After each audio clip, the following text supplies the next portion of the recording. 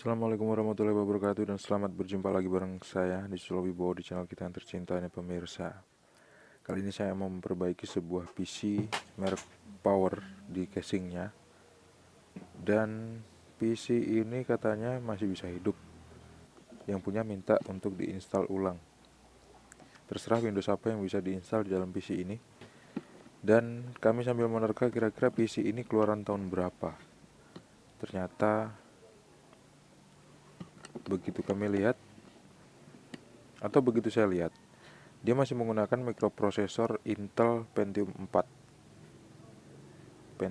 Inside. Berarti PC ini sekitaran tahun 2001 sampai 2004 gitu diproduksinya. PC ini masih menggunakan floppy disk pemirsa untuk disket. Begitu saya hidupkan PC-nya, ternyata saya nunggu beberapa menit nggak muncul di monitor atau nggak muncul di layar. Karena nggak muncul di layar, akhirnya saya matiin lagi PC-nya. Saya coba cek, saya lihat di sini ya. Dia udah menggunakan disk drive. Tuh, seperti ini. Tapi begitu saya pencet on, dia nggak mau keluar pemirsa. Kayaknya macet. Terus dia juga masih menggunakan floppy disk untuk disket. Masih pakai disket pemirsa. Berarti kan bener ya. Sekitar tahun 2001 sampai 2004-an. Terus begitu saya tekan off, PC-nya nggak mau mati sama sekali gitu. Begitu saya tekan off, nggak mati sama sekali. Akhirnya saya matiin langsung, paksa dari kabel power AC-nya. Saya ambil obeng, saya coba buka casingnya. Bisa dibuka dua sisi casingnya atau bisa dibuka satu sisi casingnya aja pemirsa. Tapi kayaknya saya coba untuk longgarin seluruh baut casingnya. Meskipun nanti saya bakal buka satu sisi casing aja yang sebelah kanan yang sekarang saya peluntir skrupnya ini. Untuk melihat kira-kira ada yang janggal apa enggak. Kira-kira ada yang janggal apa enggak di dalam. Sekarang saya coba cek. Tuh. Ya. PC ini pemirsa masih menggunakan kabel data untuk HDD. Padahal yang PC-PC sekarang udah pakai kabel SATA ya. Ini kabelnya lebar banget tuh. Kan? Kabel datanya lebar banget. Tuh. Ini jadul nih pemirsa nih. Pasti motherboardnya juga motherboard lama banget. Dan harddisk yang digunakan di PC ini adalah harddisk dengan kapasitas sebesar 80 GB. 80 GB itu kecil banget loh kalau untuk sekarang ya.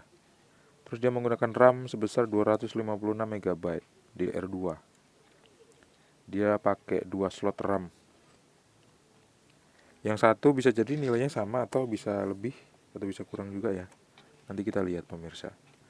Sekarang saya mau coba lepas RAM-nya supaya melihat kira-kira bisa nampil di monitor apa enggak gitu. Biasanya kalau RAM udah dilepas terus dipasang lagi, biasanya bakal nampil di monitor. Terus ini adalah kabel VGA, bukan kabel VGA. Ini adalah soket VGA. Maksud saya soket VGA. Saya lepas skrup untuk ngencengin kabel VGA-nya karena waktu skrup ini ada, kayaknya kabel VGA-nya nggak masuk, kurang masuk gitu. Jadi saya lepas, terus saya pasang, bagus, masuknya pas. Terus saya coba hidupin, tuh kipas mikroprosesor hidup ya, tapi nggak muncul di layar. Artinya setelah kabel VGA saya pastikan bagus, ternyata juga masih belum muncul di layar nih. Jadi saya mau coba untuk ngelakuin hal yang lain, yaitu saya mau lepas 2 buah RAM ini, terus saya pasang lagi. Nah, RAM ini yang satu menggunakan 256 MB DDR2, terus yang satu lagi menggunakan 512 MB. Kalau misal ditambahkan itulah besar RAM-nya pemirsa, nggak sampai 1 GB, kecil banget. Terus terus setelah saya pastikan bersih ya RAM-nya, bebas dari debu-debu atau yang kotor-kotor di bagian tembaganya, kaki-kaki tembaga itu, saya pasang lagi ke motherboardnya. Terus saya tes kira-kira mau nampil di monitor apa enggak. Sebelum saya pasang RAM, saya ngelihat ternyata ada elko yang pernah digerigitin tikus ini. Ini jelas pernah digerigitin tikus. Berarti tikus pernah masuk ke sini dan coba memakan elko, tapi keras. Akhirnya dia nyerah. Terus elko-nya langsung saya pasang aja ya. Elko, RAM-nya. RAM-nya langsung saya pasang aja. Tapi karena masang RAM ini kalau sambil megang kamera susah ya pemirsa. Kameranya kayaknya bakal saya taruh deh. Nanti setelah saya pasang, saya bakal balik lagi nunjukin ke pemirsa. Tuh, memang susah kalau sambil megang. Begitu saya udah taruh kamera, akhirnya saya bisa masang RAM-nya dengan benar seperti ini. Tinggal tes aja. PC saya hidupin. Tuh, hidup, mikroprosesornya, kipasnya hidup. Terus kita lihat. Di monitor ternyata nggak muncul tampilan sama sekali. Biasanya yang muncul tampilan pertama adalah tampilan BIOS ya, tapi ini nggak muncul sama sekali pemirsa. Berarti ada problem sama motherboard. Terus kira-kira apa lagi yang mau dilakukan supaya muncul di monitor tampilannya? Biasanya saya mau coba untuk reset BIOS. Tapi sebelumnya saya coba cabut kabelnya dulu ya. Kabel AC sama kabel VGA karena nyetrum. Biasa sih kalau di PC nyetrum kayak gitu pemirsa ya. Sebelum saya coba reset BIOS, ternyata saya juga mendapati di sebelah mikroprosesor itu ada beberapa elko yang rusak. Ada sekitar 3 buah elko yang berukuran 6,3 volt, 3300 mikrofarad. Ada sekitar 3 buah elko. Plus elko kecil yang digerigitin tikus itu. Kayaknya harus diganti deh. Tapi sebelum mengganti elko, saya mau coba reset BIOS-nya dulu dengan cara melepas baterai CMOS. Lepas dulu baterai CMOS-nya selama beberapa detik, terus pasang lagi.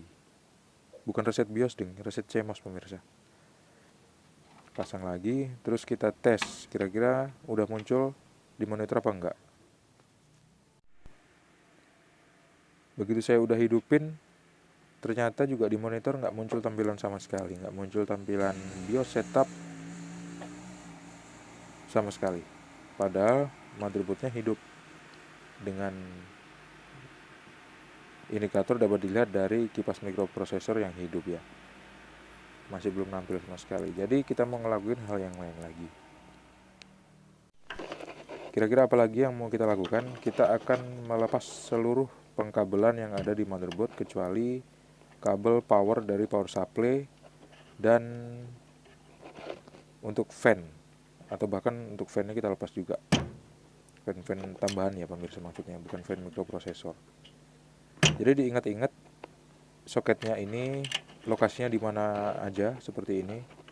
Misalnya untuk power switch, reset switch atau HDD indikator, supaya kita nggak kerepotan lagi untuk masangnya. Kalau nggak gitu nanti kita bakal cari satu persatu, agak lama ngerjainnya.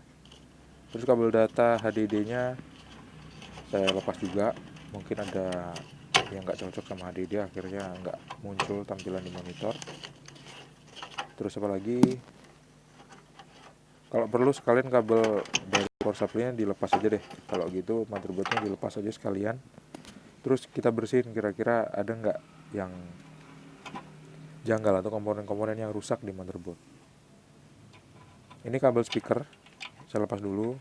Terus ada kabel audio yang harus saya lepas juga supaya saya bisa melepas motherboardnya. Lepasnya hati-hati ya pemirsa, jangan sampai putus. Butuh telaten dan pelan-pelan seperti ini. Setelah itu kita buka skrupnya dan kita ambil motherboardnya. Setelah saya ambil motherboardnya, setelah saya cek, saya bersihkan, ternyata saya ngelihat ada 2 buah komponen yang begitu saya pegang dia lepas, karena komponen ini bekas dikencingin sama tikus kayaknya, soalnya ada bekas cairan di sana yang udah lama, dia berkarat kaki-kaki komponennya. Akhirnya begitu saya bersihin dia lepas. Padahal saya bersihinnya pakai cairan ajaib ya pemirsa, cairan pembersih untuk komponen elektronik. Dan lokasi komponen itu ada di sini, 2 buah, dan kayaknya itu nggak bisa dipasang lagi deh. Atau bisa dipasang cuman nggak sempurna gitu, karena kaki-kakinya udah kotor banget. Kecuali kita bersihin dulu, tapi kita harus pakai mikroskop dan alat-alat yang sesuai dengan komponen ini ya. Tuh komponen aja kecil banget loh, kecil banget, segede debu. Dan ini adalah tampilan komponen elko yang rusak itu. Ada 1, 2, di sini jelas banget ya. 3, nah 3 buah komponen, 3 buah elko yang benar-benar rusak dan harus diganti. Kalau ada bakal saya mau ganti pemirsa, karena ukurannya 6,3 volt, 3300 mikrofarad. Biasanya jarang itu, jarang dijual di toko elektronik. Tapi ya nggak boleh berputus asa, akhirnya coba deh saya mau cari. Nanti kalau ada memang saya pasang, tapi karena belum dapat, akhirnya saya tes. Belum dapat elko-nya, akhirnya saya tes dulu tanpa menggunakan hard disk. Dan ternyata di monitor pun masih tetap nggak muncul sama sekali tampilannya. Langkah terakhir akan saya coba ganti elko yang baru. Gimana hasilnya? Pemirsa bisa tonton di video saya selanjutnya. Jangan lupa untuk klik subscribe, like, dan membagikan video ini ke teman-teman pemirsa. See you and bye-bye. Assalamualaikum.